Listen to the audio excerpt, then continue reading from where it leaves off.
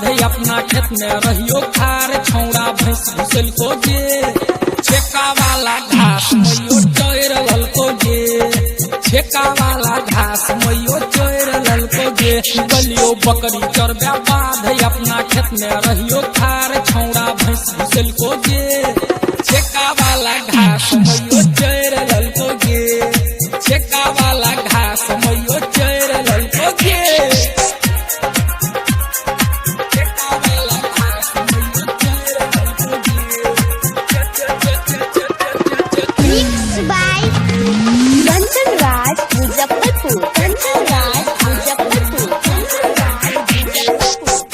रहो पछी मटोल के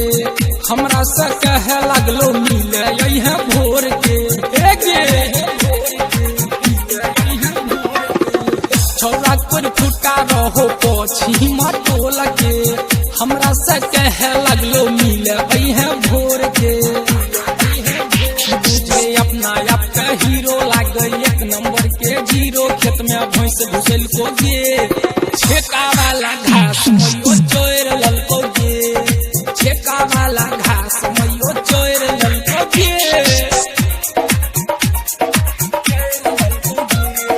recording studio Noida mix by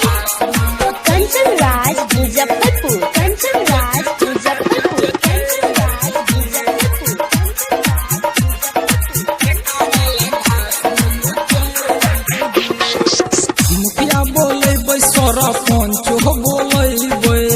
writer संजीवना के अबरी नहीं छोड़ाबे मुखिया बोले बैसरा पंचो बोले राइटर संजीवना के अबरी नहीं छोड़ाबे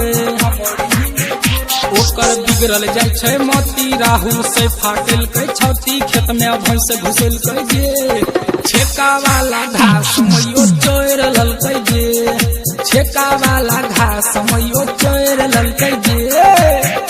गलियो बकरी चरबे बाद अपना खेत में रहियो खार छौड़ा भैंस घुसल को जे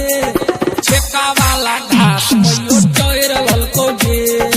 छेका वाला घास मैयो चोर ललको जे गलियो बकरी चरबे बाद अपना खेत में रहियो खार छौड़ा भैंस घुसल को जे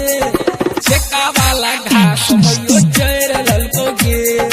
छेका वाला घास मैयो चोर ललको जे SIS entertainment present Delhi SIS entertainment present Delhi.